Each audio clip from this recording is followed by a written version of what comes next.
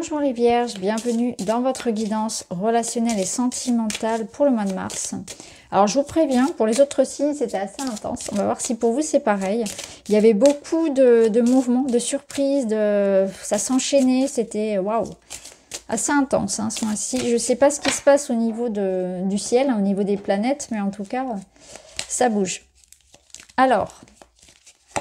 qu'est-ce qu'on a pour vous? On a la colère. Vous allez avoir besoin de parler, de vous exprimer. Là, vous vous mettez en rébellion. Vous n'êtes pas d'accord, vous allez l'exprimer. Alors, on va voir ça. C'est une énergie à utiliser. C'est bon, cette colère-là. C'est une colère qui est saine parce qu'elle est exprimée. Elle permet de faire bouger les choses. Et là, on voit que ça vous permet de faire du ménage. Purification, libération. Vous voulez que ça... Voilà, vous voulez... j'ai l'impression que vous voulez vraiment vous libérer de quelque chose ou dire stop. Stop, c'est terminé. Je veux plus. Ouais, par rapport à une situation, une personne qui résonne comme du poison. Alors peut-être que vous allez vous rendre compte qu'on a pu vous mentir, qu'on vous utilise. Ça peut être ce genre de situation. Peut-être que vous allez, peut-être que c'est plus intérieur dans le sens où vous avez envie de faire du ménage dans votre vie. Clairement c'est ça. On va dire grosso modo, pour résumer, j'ai envie ici de mettre un stop, de mettre un terme, de me libérer de tout ce qui dans ma vie là me pollue. Au sens propre, au sens figuré, ça peut être des relations, des addictions, ça peut être un grand ménage de printemps, clairement, vous avez envie de changement. Et vous allez avoir le courage, la force de l'exprimer, de le mettre en place, de dire ces 4 vérités à quelqu'un, de faire un travail peut-être sur effectivement voilà, une addiction, arrêter de fumer, etc. Vous voyez comment ça résonne, d'apporter des changements dans votre vie par rapport à tout ce qui vous draine, tout ce qui vous tire vers le bas. Donc ça, après, vous me direz si ça vous parle, ce que ça concerne. Je ne vais pas rentrer dans les détails, vous voyez, vous verrez en fonction de votre situation personnelle ce qu'on peut vous dire de plus. Je pense que pour certains, on en avait assez que ça ne bouge pas, d'attendre. Il y a eu comme ça un peu la cocotte minute qui était pleine, ça peut être ça. C'est votre patience qui a été mise à l'épreuve. Mais pour les autres signes, parce que cette carte, elle est sortie aussi pour les autres signes, c'est la carte du temps. Il y avait une question de timing divin. Donc je vais voir si pour vous, ça le fait aussi, parce qu'on a eu quand même des messages assez forts sur un événement important. Et on a la lumière qui revient. Donc je pense qu'il y a... Ouais. Ok, bon, j'attends. Je vais en prendre un petit peu plus pour parler. Ouais, il y a eu de la déception, là. Ouais, et ça va bouger. Ok. Très bien. Très très bien. Ouais. Alors clairement, il y a du mouvement pour vous aussi. C'est intéressant. Franchement, j'irai voir ce qui se passe au niveau des planètes parce qu'à mon avis, ça doit être pas mal. Ça va secouer ce mois de mars. Mais ça fait du bien. On ressent que ça fait du bien. C'est vraiment comme un gros nettoyage. On va pouvoir évacuer tout ce qu'on retenait de dire. On va faire un travail peut-être beaucoup plus profond sur de l'émotionnel, sur, vous voyez, tout un travail intense là. On se libère de certaines choses, on met les choses au point. Ça va déménager, ça c'est sûr. Il y a une notion que tout ce qui avait pu être retardé, retenu, bloqué va lâcher. Il y a comme un... C'est le moment, il y a une fenêtre qui s'ouvre là et vous voyez, on a la lumière qui revient. Là, on vous parle, peut-être que vous pouvez avoir une sensation là de vous relever. C'est ce que je ressens, c'est ça. C'est une sensation de se relever. Vous allez avoir des compréhensions par rapport à quelque chose qui ne fonctionne pas, par rapport à un sentiment d'échec que vous avez pu avoir dans votre vie personnelle et ça avance. Donc ça peut être comme une seconde chance, comme un renouveau effectivement. Ça peut vous dire aussi que là, vous allez être en quête de vous relever de cette situation. Vous en avez marre peut-être d'être dans une situation compliquée. Vous prenez les choses à bras le corps et pour que ça bouge. Voyez, là c'est sûr, vous voulez que ça évolue. Alors, ce qu'on vous dit, c'est que ça va être une période de transition. Que là, vous allez commencer à un petit peu acter les choses et à voir la lumière revenir dans la situation, mais que ça ne sera pas encore tout pour ce mois-ci. Je pense qu'il y a encore une notion... Là, c'est vraiment la transition, si vous voulez, et ça ne va pas tout se faire sur le mois de mars. Mais déjà, il y a quelque chose qui s'enclenche et on s'éloigne un peu de la mouise. Hein. C'est vraiment ce que je ressens. On s'éloigne de ces énergies un peu là, un peu lourdes. On tape, voyez, on met un bon coup de pied dans la fourmilière, on tape du poing sur la table. Voilà, l'expression qui vous convient. Et là, ça fait bouger les choses. Ce qui est sûr, c'est que c'est ça. Peut-être qu'on va vous inviter aussi à tempérer un petit peu. Ok, vous pouvez vous rebeller, mais il y a une façon de dire les choses. Ça peut nous dire aussi que vous allez être du coup dans cette étape de transition et vous allez être dans un entre-deux qui n'est pas forcément toujours facile. Hein. Par exemple, entre deux travail, entre deux logements, dans une relation ici où il va falloir être dans la conciliation, dans l'idée voilà, des choses qui sont en train de se mettre en place qui ne sont pas évidentes. On est un peu comme dans une phase de test pour certains. Donc, ça se met en place tranquillement, sûrement. On va voir ça.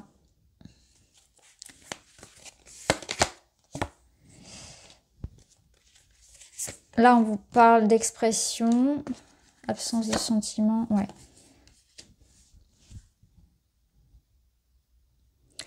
Alors, on vous parle du bonheur. Là, on a une absence de sentiment, c'est plus quelque chose... ouais, je pense que là, alors, plusieurs cas de figure. On a envie d'amour, on a envie d'être heureux, et c'est tout à fait légitime. Et on a envie de clarté, c'est-à-dire qu'on a envie, on n'a pas envie de justement là d'être dans cet entre-deux, on veut savoir clairement où on va avec la personne. Donc on a envie de communiquer, on a envie de savoir clairement, est-ce qu'on est amis, est-ce qu'on est amant, est-ce que tu as des sentiments pour moi, quel type de sentiments, est-ce que notre relation elle est officielle, est-ce qu'on reste discret, etc. Vous voulez savoir clairement où vous en êtes avec cette personne. Vous, ce que vous voulez, c'est ça, c'est savoir être au clair. On sait où on va sur de bonnes bases. Et vous voulez aussi votre bonheur, tout simplement. Hein. Vous voulez du bonheur. Donc, il peut y avoir aussi une envie de construire, une envie de partager, une envie d'exprimer ses sentiments. Là, on a envie de se lâcher, quoi. Mais ce qui est sûr, c'est que vous voulez savoir.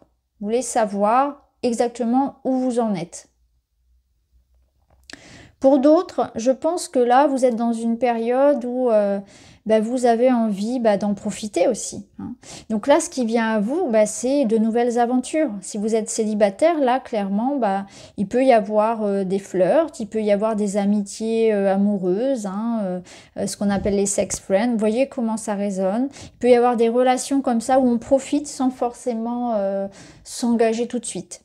Là, il y a aussi cette notion-là, mais ce qui est sûr, c'est que c'est quelque chose que vous choisissez. Vous êtes clair là-dessus. C'est-à-dire que si on part sur une relation sex-friend, d'amis-amants, on est clair. On est clair dans ses intentions. Il n'y a pas de doute. C'est ce que vous voulez. On est clair sur les intentions de la relation. On met des mots dessus. On communique dessus. Vous avez besoin aussi d'être au clair avec vos sentiments.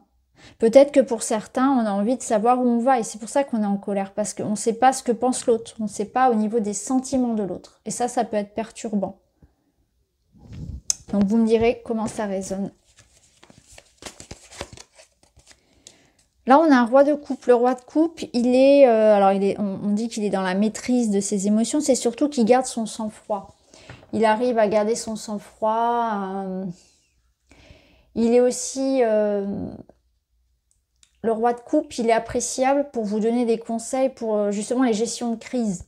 Il va vous aider à tempérer un peu la colère et voilà, à pouvoir parler posément, à régler les situations. Donc je pense que lui, il s'invite dans votre jeu là pour calmer le jeu justement. Pour la réconciliation, pour le compromis. Pour que vous puissiez exprimer ce que vous avez à dire d'une manière posée. Vous voyez, pas en vomissant votre colère et votre haine, vraiment en étant posé. Faire les choses de façon intelligente.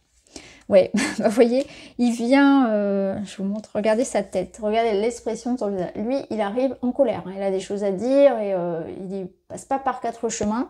Donc ce roi de coupe, il va venir tempérer un petit peu ce page d'épée qui a plein de choses à dire, mais qui va le dire, voilà, il pense à un truc, il le dit, et je pense que c'est ça. Et c'est marrant parce qu'il montre le roi de coupe du doigt. Alors ça peut être vous hein, qui soyez en rébellion ici, ça peut nous dire aussi que ça concerne l'un de vos enfants. Hein. Ça peut représenter l'un de vos enfants ou quelqu'un qui a une immaturité. Je pense que on a deux personnes ici. On en a un qui est émotionnellement plus immature et qu'il va falloir gérer la discussion. En fait, c'est ça. Apaiser et discuter posément. Savoir trouver une façon de communiquer qui fonctionne. On peut avoir du mal à trouver comment parler. Parce qu'il y en a un qui est en colère et l'autre qui est beaucoup plus posé finalement, beaucoup plus stoïque. Et on a quoi derrière? On a la reine d'épée. Ouais.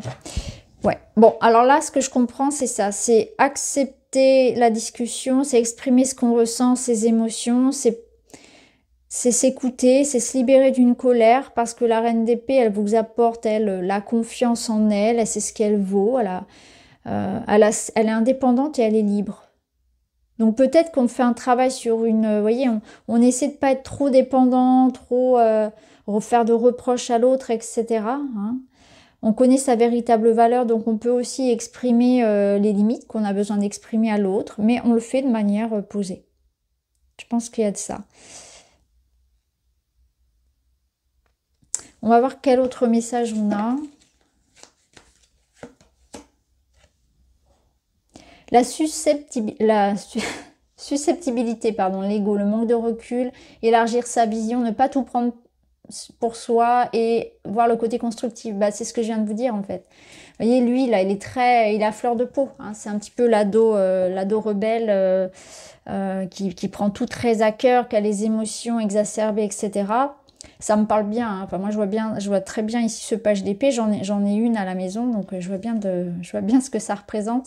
Et c'est ça. C'est quelqu'un qui est très susceptible. Dès que vous dites quelque chose, il le prend mal, même si ça part d'une bonne intention. Donc c'est exactement ça. Il y a une gestion ici de la communication qui est à prendre avec vraiment des gants, hein, c'est vraiment ça. Ça peut être vous, hein, ça peut vous représenter vous, attention, ici même si on connaît sa véritable valeur, ouais, voilà. Voyez comment ça résonne par rapport à ça. Ce qui est sûr, c'est que là, ça permet finalement de... Il y a peut-être une notion d'indépendance en fait. Ça peut être hein, l'un de vos enfants qui se rebelle et qui veut être plus indépendant. Ça peut être l'un des deux qui est beaucoup plus indépendant que l'autre. Et donc on retombe dans cette question de dépendance affective. Et on vous parle aussi, je pense, là d'avoir confiance. Je pense qu'il y a une question de confiance. Faire confiance à l'autre, avoir confiance en soi. Parce que finalement, la jalousie et la dépendance, ça dépend aussi de la confiance qu'on a en soi. Quand on a confiance en soi et en sa véritable valeur, on n'a pas peur que l'autre aille nous tromper à tout bout de champ. Il y a l'ego aussi qui ressort. Alors oui, la reine de bâton peut aussi parfois avoir la grosse tête. Il y a peut-être quelque chose comme ça. Il y a quelqu'un ici qui peut, effectivement, on peut reprocher à l'autre, peut-être où on peut...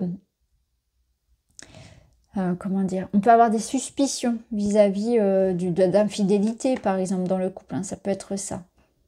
On peut reprocher à l'autre de trop briller. Il peut y avoir quelque chose comme ça aussi. En tout cas, ce qui est sûr, c'est qu'on vous dit manque de recul, donc élargir sa vision, ne pas tout prendre pour soi. Je vais vous tirer des petits messages. Alors, ce sont avec des oracles que j'ai fait moi-même, donc... Je ne vous les montre pas, je vous lis simplement le message. Là, ça va être un message d'une personne pour vous. Amitié. Mes amis sont comme ma famille. Alors, il y a quelqu'un ici qui passe beaucoup de temps avec ses amis. Alors, ça peut être un problème. Hein. Ça peut être votre partenaire ici qui passe beaucoup de temps, qui vous délaisse un petit peu. Peut-être qu'il y a de ça. Hein. Vous pouvez être jaloux des amis, des fréquentations de votre partenaire. Ça peut être votre enfant ici qui est dans cette notion d'indépendance et qui est souvent absent, qui est sous l'influence. Ça peut être ça, parce que la reine de bâton, elle est influente. Donc ça peut être aussi ce sentiment que la personne à laquelle vous pensez, elle est très influencée par une autre personne. Ou ça peut être votre peur. En tout cas, c'est quelqu'un qui vous dit qu'il a besoin de son espace, ici, avec ses amis, avec son jardin secret, quelque part. Hein. Il a besoin de faire sa vie. Ne pas être jaloux et laisser à cette personne de l'espace. C'est un petit peu l'énergie d'ailleurs du roi de coupe, parce que le roi de coupe, c'est le papa, hein. C'est vraiment le papa du... C'est pas être le papa du page d'épée, hein, c'est clairement ça. Il a les qualités, en tout cas, pour pouvoir l'apaiser, le réconforter, le rassurer.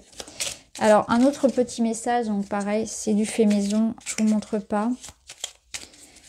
Et je vous lis votre message. Prendre de la hauteur. Ouais, je pense que vous allez vraiment prendre quelque chose très à cœur. Vous allez être très sensible ce mois-ci. Et on vous dit, voilà, prenez du recul par rapport à cet événement. Réglez la situation de manière intelligente. Détachez-vous de l'émotionnel. Ne prenez pas tout pour vous. Ce n'est pas parce que la personne n'est pas là qu'elle complote contre vous. Vous voyez, il y a quelque chose comme ça où vous allez supposer. Mais quand on suppose, souvent, bah, on se trompe aussi, hein. Alors, le chakra de la gorge communique. Ah oui, oui, il faut. Associé à la couleur bleue, un chakra de la gorge équilibré me donne la possibilité d'exprimer clairement mes envies, mes idées, d'être à l'écoute et la compréhension. Il m'aide à apporter la parole juste avec calme et diplomatie. Calme et diplomatie, c'est ça, c'est le roi de coupe. Et être dans l'expression de moi-même. Je me reconnecte à son élément leçon. Oui, vous allez vous exprimer, vous allez dire eh oh, moi je connais ma valeur, je sais ce que je vaux, j'ai besoin de la revendiquer ici, mais vous voyez, de manière posée, comme le dit cette carte, avec calme et diplomatie, je m'exprime. Mais il faut avoir le courage de parler quand même, hein, de régler une situation. Voilà les amis, j'espère que ça vous parle. Je vous embrasse, à très vite.